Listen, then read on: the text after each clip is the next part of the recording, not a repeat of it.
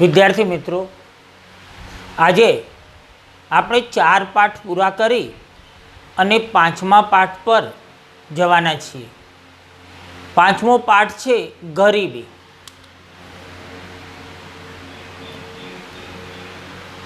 ખૂબ જ જાણીતો શબ્દ ગરીબી। જેટલો જાણીતો છે એટલો સહેલો પણ છે, અને ઓકવર્ડ હશે તો મને સહેલો બનાવી દેતો આવડે છે। આપણે એ પાઠને એ રીતે ભણવાના છીએ કે એક પણ વસ્તુ એવું ન હોય કે તમે સમજ્યા ના હોય અને તમને એને લખતો ના આવડે, પણ એ માટે તમારે મારી સાથે રહેવું પડશે। સૌ પ્રથમ બોર્ડની પરીક્ષાના અનુલક્ષીને આપણે જોઈએ કેટલા માર્ક્સનું પૂછાય છે અને કયા વિભાગમાં પૂછાય છે। અહીં બોર્ડ ઉપર મેં લખ્યું છે વિભાગ એમાં એક પ્રશ્ન પૂછાય, ક્યુ એટલે ક્વેશ્ચન, કેટલા પૂછાય તે છે। વિભાગ એમાં એક પ્રશ્ન પૂછાય, માર્ક્સ કેટલા માર્ક્સ મળે? 1 માર્ક્સ મળે। વિભાગ બીમાં 2 પ્રશ્નો પૂછાય, દરેકનો 1 માર્ક્સ હોય એટલે 2 માર્ક્સ મળે, એટલે 3 માર્ક્સ હેતુલક્ષીમાંથી મળે। બરાબર યાદ રાખો, 3 માર્ક્સ હેતુલક્ષીમાંથી મળે। એ પછી વિભાગ સીમાં 1 પ્રશ્ન પૂછાય, એ 2 માર્ક્સનો હોય એટલે 2 માર્ક્સ મળે, અને એ એટલે મોટો પ્રશ્ન પૂછાય છે એટલે ખૂબ જ અગત્યનું ચેપ્ટર કહેવાય। 1 પ્રશ્ન પૂછાય અને 5 માર્ક્સ મળે। આનો સરવાળો મારશો એટલે 10 થશે। ટોટલ માર્ક્સ કેટલા? 10। એટલે જો સરસ તૈયારી કરી હોય તો તમે 10 માર્ક્સ લાવી શકો, અને હું તો એવું કહું છું આપણે લાવવાના જ છે। ગરીબી જેવા સામાન્ય પાઠમાંથી 10 માર્ક્સ લાવવાના જ, આવે જ અને આવશે જ। આપણે મન મક્કમ કરીએ। કાબू में अपना मन नहीं तो ध्यान क्या करे, आँख न करे दीदार तो भगवान क्या करे। તમે મક્કમ થઈ જાઓ તો આવશે। હવે વાત આપણે ગરીબીની કરવી છે। આપણો જાણીતો શબ્દ છે ગરીબી। સરળ રીતે આપણે આપણા સમાજની વાત કરવી હોય તો જતા હોઈએ, મંદિર આગળ જાઓ, 2-4 ભિખારી ઊભા હોય, ભીખ માગે, આપણે કે આપો ને, બિચારો ગરીબ છે। બીજા અર્થમાં આપણે એવું કહીએ છીએ કે જેને પૂરતા પ્રમાણમાં પ્રાથમિક જરૂરિયાતો ઉપલબ્ધ નથી। મિત્રો બરાબર સાંભળવાનું છે, પૂરતા પ્રમાણમાં પ્રાથમિક જરૂરિયાતો ઉપલબ્ધ નથી તેને ગરીબ કહેવાય। હવે પ્રાથમિક જરૂરિયાતોમાં શું લેશો તો સહજ રીતે 3 વસ્તુ: રોટી, કપડાં, મકાન। એ તમને ખબર છે। હવે રોટી, કપડાં ને મકાન એટલે ખોરાક નથી, ખાવા માટે નથી, જેના જોડે કપડાં નથી પહેરવા માટે અને રહેવા માટે ઘર નથી, એને આપણે ગરીબ કહીએ છીએ। પણ અહીં આપણે ઇકોનોમિક્સની ભાષામાં ભણવાનું છે। મિત્રો, તમે સમાજનું દર્શન કરી શકો છો। એક બાજુ આલીશાન બંગલા છે જેના કેટલાય રૂમો ખાલી છે, અને એ જ બંગલાના સામેના ફૂટપાથ પર ગરીબો ખુલ્લામાં સૂતા હોય છે। મારે વાત કરવી છે આર્થિક અસમાનતાની। આપણા જ દેશમાં એવું નહીં, તમામ દેશોની અંદર આર્થિક અસમાનતા જોવા મળે છે। પૈસાદારો વધુને વધુ પૈસાદાર બનતા જાય છે અને ગરીબો વધુને વધુ ગરીબ બનતા જાય છે।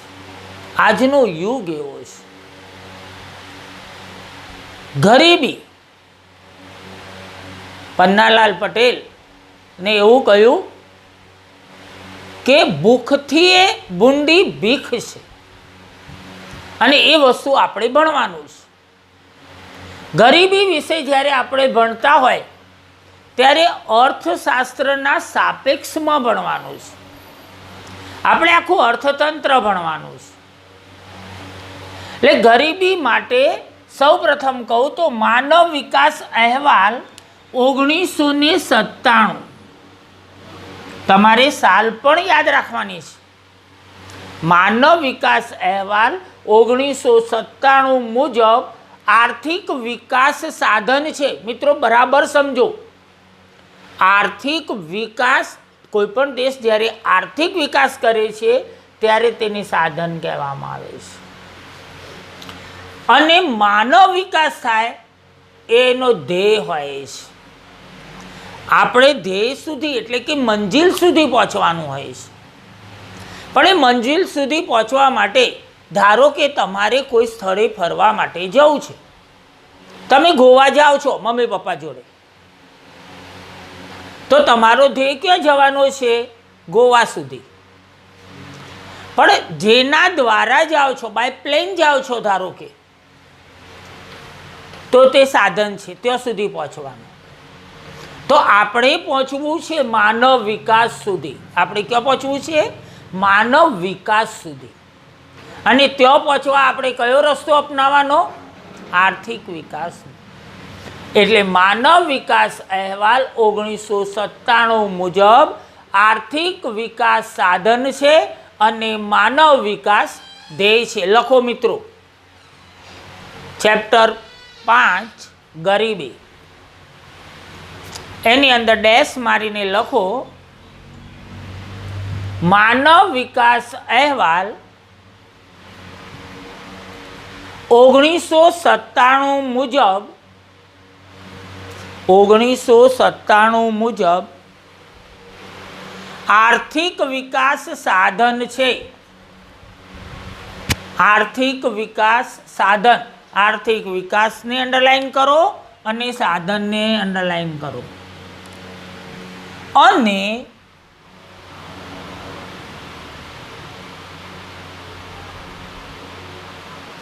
માનવ વિકાસ, એને પણ અંડરલાઈન કરશો, ધ્યેય છે.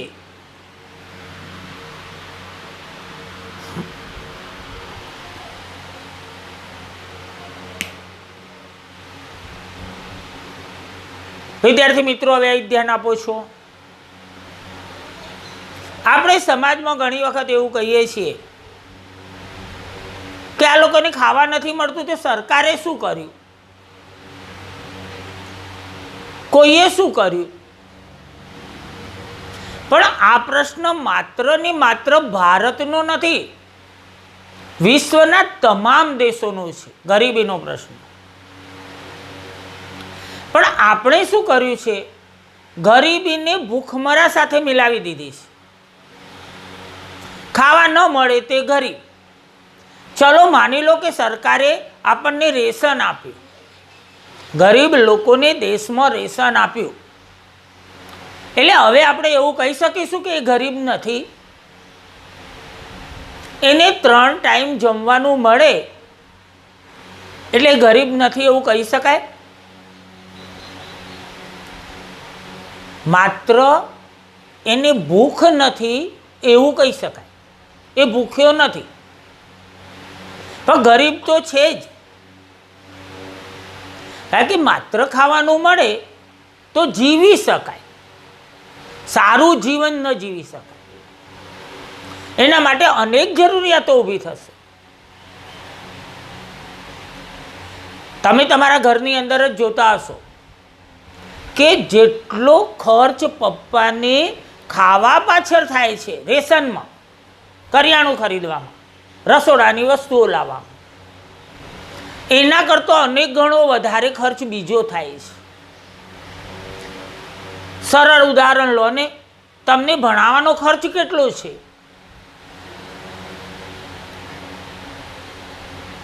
દવાઓનો ખર્ચ ક્યાં મૂકવાનો, ક્યાંથી લાવવાનો, કયા ખાતામાં લખવાનો? એટલે શિક્ષણ જોઈએ, આરોગ્ય જોઈએ, આ બધું જે છે એની પણ નોંધ લેવાવી જોઈએ. હવે આપણે એક સ્ટેપ એનાથી આગળ જઈએ કે આ માટે સરકારે 5મી પંચવર્ષીય યોજના, યાદ રાખવાનું છે, કઈ પંચવર્ષીય યોજના? 5મી. ગરીબી નાબૂદ કરવાના કાર્યક્રમો ઘડવાનું શરૂ કર્યું. અને પછી તો બધી જ પંચવર્ષીય યોજનાઓમાં આ મુદ્દો રહ્યો, પણ શરૂઆત ક્યારથી થઈ? ગરીબી નાબૂદી માટેના કાર્યક્રમો 5મી પંચવર્ષીય યોજનામાં નહીં. તમે આખી વાક્યરચના સમજશો ને ગુજરાતીમાં તો ખબર પડશે. 5મી પંચવર્ષીય યોજનાથી એટલે પછી ચાલુ જ રહી. એમ ગરીબી નાબૂદી માટે કાર્યક્રમ ઘડવામાં આવ્યા. તમને પૂછાય કે કઈ પંચવર્ષીય યોજનાથી ગરીબી નાબૂદી માટે કાર્યક્રમો ઘડવામાં આવ્યા? તો કઈ? 5મીથી. ચલો ડેશ મારીને તમે નોંધ કરો છો. 5મી પંચવર્ષીય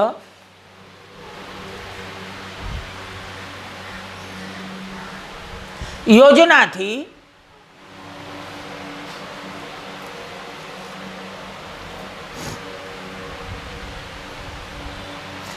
ગરીબી નાબૂદી માટે કાર્યક્રમો ઘડવામાં આવ્યા.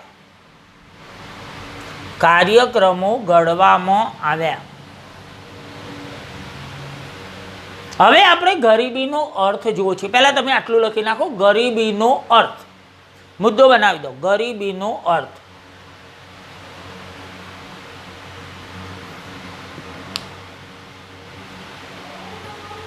હવે જો કેટલા સ્ટેપોમાં વેચી અને પછી એનો જવાબ શીખીએ. એટલે આપણે એવું કહેવું છે, જ્યારે સમાજનો એક મોટો વર્ગ, ટેક્સ્ટ બુકમાં મોટો વર્ગ લખ્યો છે, વર્ગ લખો તો પણ ચાલે, પણ મોટો વર્ગ આપણે ટેક્સ્ટ બુકમાં છે એટલે લખી નાખવાનું. જ્યારે સમાજનો એક મોટો વર્ગ કેવી જરૂરિયાતો? પાયાની લઘુત્તમ જીવન જરૂરિયાતો. પાયાની એટલે મુખ્ય છે તેવી. પોતાની પાયાની લઘુત્તમ જીવન જરૂરિયાતો. જીવન જરૂરિયાતો પણ કેવી કહે છે? તો લઘુત્તમ. લઘુત્તમ એટલે ઓછામાં ઓછી. જીવન ચાલે તેટલી. મોશોખ નહીં લેવાનો અંદર. જ્યારે સમાજનો એક મોટો વર્ગ પોતાની પાયાની લઘુત્તમ જીવન જરૂરિયાતોને સંતોષી શકતો નથી, તે પરિસ્થિતિને ગરીબી કહેવાય. સંતોષી શકતો નથી. કોને ગરીબ કહેવાય? તો સમાજનો એક મોટો વર્ગ પોતાની પાયાની લઘુત્તમ જીવન જરૂરિયાતોને સંતોષી શકતો નથી, તે પરિસ્થિતિને ગરીબી કહેવાય. એને સંતોષ મળતો, એને પ્રાપ્ત થતી નથી એ જરૂરિયાતો. એટલે આપણે કેટલાક શબ્દો યાદ રાખવાના છે કે સમાજનો એક મોટો વર્ગ પોતાની પાયાની લઘુત્તમ, લઘુત્તમ ભૂલવાનું નથી શબ્દ, પોતાના માટેની જ વાત છે, દરેકની પોતાની પાયાની લઘુત્તમ જીવન જરૂરિયાતોને સંતોષી શકતો નથી, તે પરિસ્થિતિને ગરીબી કહેવાય. તમે બોર્ડ ઉપર જ જોઈ રહ્યા છો, હું બોલું છું એ તમે સાંભળો છો. જ્યારે સમાજનો એક મોટો વર્ગ પોતાની પાયાની લઘુત્તમ જીવન જરૂરિયાતોને સંતોષી શકતો નથી, તે પરિસ્થિતિને ગરીબી કહેવાય. લખો છો, પેરેગ્રાફ કરો અવતરણ ચિહ્નો કરીને. જ્યારે સમાજનો એક મોટો વર્ગ, જ્યારે સમાજનો એક મોટો વર્ગ પોતાની પાયાની લઘુત્તમ જીવન જરૂરિયાતોને સંતોષી શકતો નથી,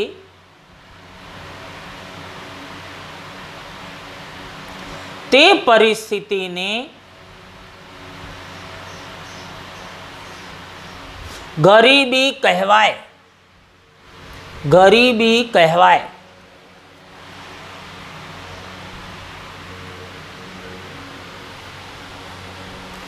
હવે તમને એનો અર્થ આવડી ગયો તો પણ એકવાર બોલું, કારણ કે ખૂબ અગત્યનું છે. જ્યારે સમાજનો એક મોટો વર્ગ પોતાની પાયાની લઘુત્તમ જીવન જરૂરિયાતોને સંતોષી શકતો નથી, તે પરિસ્થિતિને ગરીબી કહેવાય. હવે બે વસ્તુ બીજું યાદ રાખવું છે. જ્યારે તમને ખ્યાલ પૂછાય, ગરીબી કેવો ખ્યાલ છે? કેવો ખ્યાલ છે? સાપેક્ષ. અને ગરીબી કેવી સ્થિતિ છે? તો અભાવની. બંને ખૂબ અગત્યનું છે. ખ્યાલ પૂછાય તો સાપેક્ષ ખ્યાલ છે અને સ્થિતિ પૂછાય તો અભાવની છે. જો ગરીબી સાપેક્ષ ખ્યાલ છે, સાપેક્ષ એટલે કોઈના વાદમાં, કોઈની તુલનામાં. હવે જ્યારે સાપેક્ષવાદ હોય તો એનો અર્થ બદલાતો રહેશે. એ આગળ આપણે અંદરથી ભણવાના છીએ, એ મુદ્દાને ભણવાના છીએ. પણ અહીં આપણે એવું કહેવું છે કે ગરીબી સાપેક્ષ ખ્યાલ છે, તેથી તેનો અર્થ બદલાતો રહે છે. કેમ બદલાતો રહે છે? તો સમયે સમયે, સ્થળે સ્થળે, સંજોગો અનુકૂળ અને સમાજ મુજબ. ફરીથી બરાબર યાદ રાખો, ગરીબી સાપેક્ષ ખ્યાલ છે, તે સમયે સમયે, સ્થળે સ્થળે, સંજોગોએ અને સમાજે સમાજે તેનો અર્થ બદલાતો રહે છે. ડેશ મારીને લખો, ગરીબી સાપેક્ષ ખ્યાલ છે.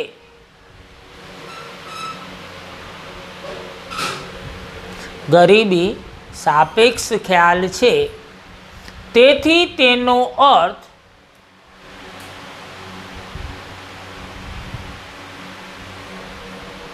બદલાતો રહે છે.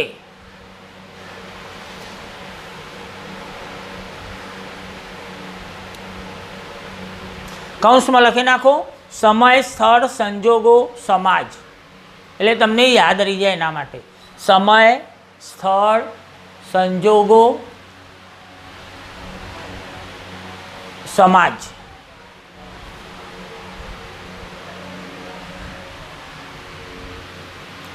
હવે આપણે મેઇન મુદ્દા પર જઈ રહ્યા છીએ. ગરીબીના અર્થઘટનને બે ભાગમાં વહેંચવામાં આવે છે. ગરીબીના પૂછાય છે પ્રશ્ન તમને. ગરીબીના અર્થઘટનને બે ભાગમાં વહેંચવામાં આવે છે. પહેલો પરંપરાગત અર્થ અને બીજો આધુનિક અર્થ. પણ આપણે આવક ગરીબી અને બિન આવક ગરીબી એ રીતે ઓળખવાના છીએ. ગરીબીનો પરંપરાગત અર્થ એટલે કે આવક ગરીબી. તમને પ્રશ્ન એવો પૂછાય કે આવક ગરીબી સમજાવો અથવા તો બિન આવક ગરીબી સમજાવો. તમે જોજો ટેક્સ્ટ બુકની પાછળ બંને પ્રશ્નો આપેલા છે. એટલે આપણે જો આગળ શીખવાના છીએ, આ તો ખાલી વાત જાણીએ છીએ. એટલે ગરીબીનો પરંપરાગત અર્થ અને ગરીબીનો આધુનિક અર્થ. લખો તો, ગરીબીના અર્થઘટનને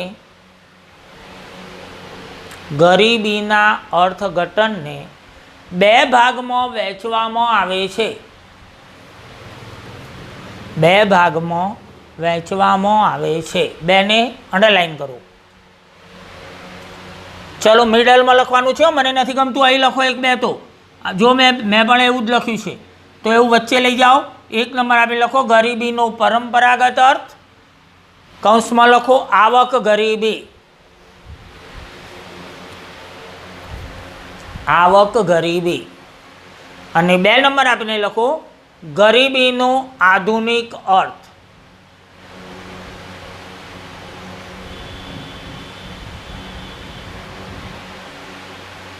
કૌંસમાં લખો બિન આવક ગરીબી.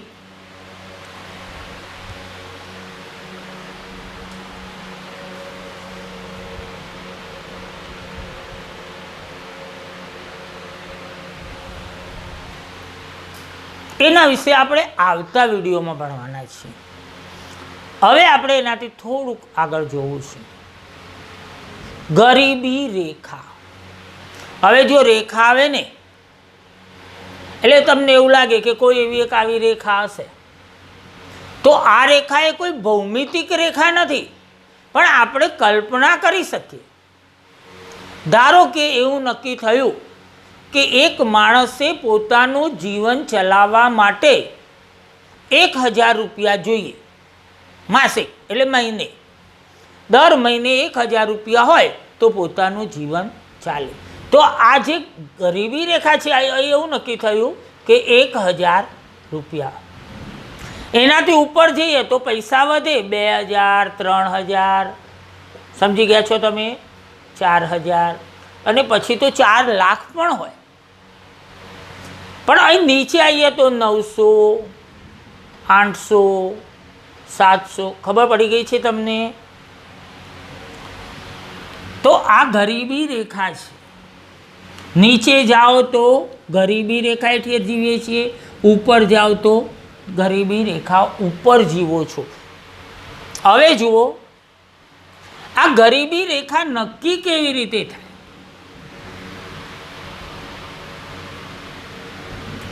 તો આવક અને ખર્ચની લઘુત્તમ સપાટી. આવક કેટલી થાય છે એ, અથવા તો મહિને કેટલો ખર્ચ થાય જીવન જીવવા માટે. એટલે આવક અને ખર્ચની કેવી? તો લઘુત્તમ, નીચામાં નીચી, ઉપર તો ગમે એટલી હોઈ શકે, આપણે જોવાની નથી. લઘુત્તમ સપાટી. કેવી? લઘુત્તમ. પણ શાના માટેની આવક અને ખર્ચ? તો આપણે એવું કહેવું છે, જીવન જરૂરી ચીજવસ્તુઓ અને સેવાઓને ખરીદવા માટે. ગમે તેવું મોજ શોખની વસ્તુઓ ખરીદવા જવાની નથી. અહીં આપણે જીવન જરૂરી ચીજવસ્તુઓ કે સેવાઓ, હવે એકલી ચીજવસ્તુઓ નથી, ખોરાક એકલાની વાત થતી નથી. જીવન જરૂરી ચીજવસ્તુઓ અને સેવાઓને ખરીદવા માટે નક્કી કરવામાં આવેલ આવક કે ખર્ચની લઘુત્તમ સપાટી એટલે ગરીબ. અહીં આપણે કેટલા ધાર્યા છીએ? આ ધારણા છે, સાચું નથી. આપણે ઉદાહરણ લીધું છે 1000 સપાટી. એટલે હવે તમને ખબર પડી ગઈ કે જીવન જરૂરી ચીજવસ્તુઓ અને સેવાઓને ખરીદવા માટે નક્કી કરવામાં આવેલ આવક કે ખર્ચની લઘુત્તમ સપાટી એટલે ગરીબી રેખા. તમને પૂછાય ગરીબી રેખા એટલે શું? તો શું લખશો? બોલો તો. જીવન જરૂરી ચીજવસ્તુઓ અને સેવાઓને ખરીદવા માટે નક્કી કરવામાં આવેલ આવક કે ખર્ચની લઘુત્તમ સપાટી એટલે ગરીબી રેખા. લઘુત્તમ અગત્યનો શબ્દ છે. અને ખરીદવા માટે માત્ર ચીજવસ્તુઓ ન લખતા, સેવાઓ પણ એટલી જ જરૂરી છે. હમણાં મેં તમને સમજાવ્યું છે કે શિક્ષણ પણ જોઈએ અને આરોગ્ય પણ જોઈએ. એટલે જીવન જરૂરી ચીજવસ્તુઓ અને સેવાઓ બંને લખવાનું છે. અને એના માટે શું કહેવાનું છે? એ ખરીદવાનું છે આપણે બજારમાંથી. એટલે એ ખરીદવા માટે શું થશે? ખર્ચ થશે. એટલે ખરીદવા માટે નક્કી કરવામાં આવેલ ખર્ચ કે લઘુત્તમ સપાટી એટલે ગરીબી રેખા. કોણ નક્કી કરશે? તો અર્થશાસ્ત્ર નક્કી કરશે. એ પછી આગળ આવે છે. ચલો એનો લખો, અર્થ લખો તમે. લખો તો, જીવન જરૂરી ચીજવસ્તુઓ અને સેવાઓને ખરીદવા માટે નક્કી કરવામાં આવેલ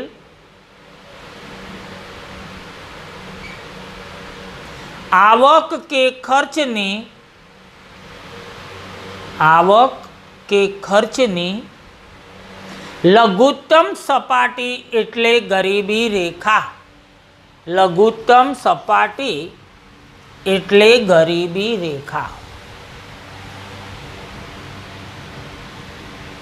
હવે મિત્રો, મેં અહીં તમને એક રેખા દોરીને બતાવી છે લઘુત્તમ સપાટીની.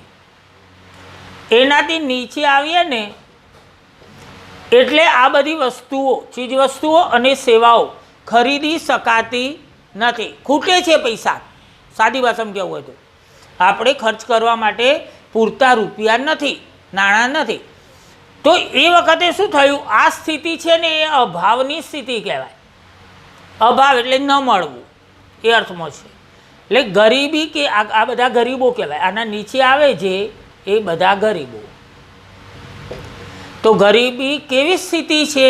તો અભાવની સ્થિતિ છે. લખો ડેશ મારીને. ગરીબી અભાવની સ્થિતિ છે. અભાવ શબ્દને અંડરલાઈન કરો.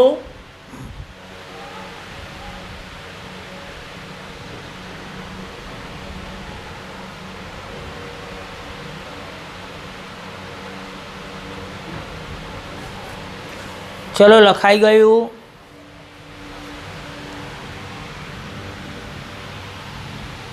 હવે જુઓ, યુએનડીપીના માનવ વિકાસ અહેવાલમાં આવી ગયેલું છે. યુએનડીપી સંયુક્ત રાષ્ટ્ર વિકાસ કાર્યક્રમ, ફૂલ નેમ પણ મેં તમને લખાયું છે, United National Development Programme. Programme એટલે કાર્યક્રમ. ચલો, સંયુક્ત રાષ્ટ્ર વિકાસ કાર્યક્રમના માનવ વિકાસ અહેવાલમાં યુએનડીપીએ જે માનવ વિકાસનો અહેવાલ રજૂ કર્યો,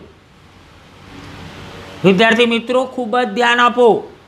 સંયુક્ત રાષ્ટ્ર વિકાસ કાર્યક્રમ એટલે શું કહેવાય? યુએનડીપી ના, એટલે આ યુએનડીપી આપેલા માનવ વિકાસ અહેવાલમાં, બરાબર હવે સમજો, માનવ વિકાસ અહેવાલમાં શું કહ્યું એમને? તો માનવ વિકાસ આંક HDI, હ્યુમન ડેવલપમેન્ટ ઇન્ડેક્સ આવી ગયું હતું ને, માનવ વિકાસ આંક, અને માનવ ગરીબી આંક HPI, પોવર્ટી એટલે ગરીબી, H એટલે હ્યુમન, એટલે ગરીબી, અને I એટલે ઇન્ડેક્સ એટલે આંક. માનવ ગરીબી આંકની ગણતરીમાં મુખ્ય 3 બાબતોનો સમાવેશ થાય છે. પછી હું લખાવું છું, પહેલાં જ સમજી લો. ગણતરીમાં મુખ્ય 3 બાબતોનો સમાવેશ થાય છે. તમે લખી લો ને, નહીં તો પાછું તમારું ધ્યાન મળે. લખો, ડેશ મારીને લખો. પહેલાં સંયુક્ત રાષ્ટ્ર વિકાસ કાર્યક્રમ, સંયુક્ત રાષ્ટ્ર વિકાસ કાર્યક્રમ, કૌંસમાં શું લખશો? યુએનડીપી. બધા જ અક્ષરો કેવા લખવા પડે? કેપિટલ લખવા પડે.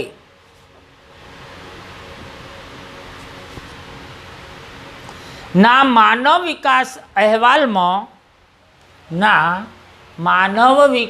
અહેવાલમાં ડેશ મારીને એમાં લખો માનવ વિકાસ આંક HDI, કૌંસમાં લખો કેપિટલ અક્ષરો 3 માનવ વિકાસ આંક, કૌંસમાં લખો HDI, અને માનવ ગરીબી આંક, અને માનવ ગરીબી આંક ની ગણતરીમાં મુખ્ય 3 બાબતોનો સમાવેશ કરવામાં આવ્યો.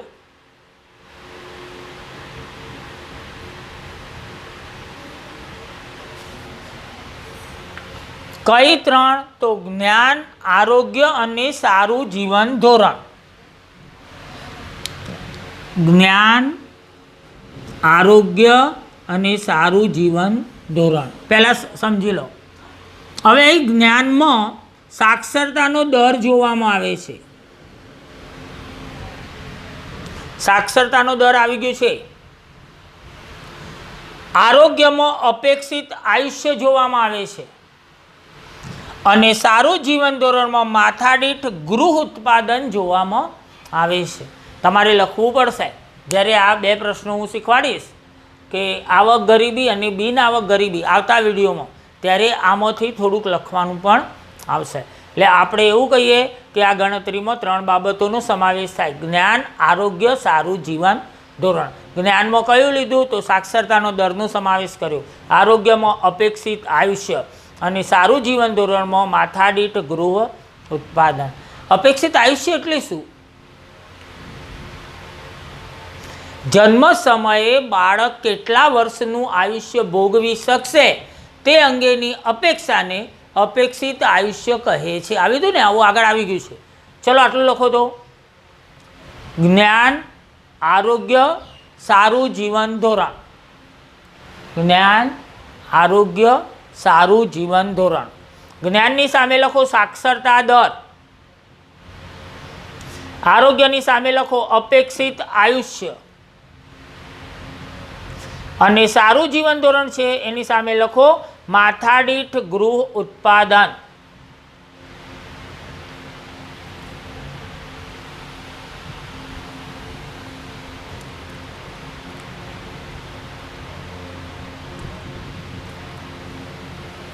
વિદ્યાર્થી મિત્રો, માત્ર આ પ્રસ્તાવના શીખ્યા છીએ આપણે.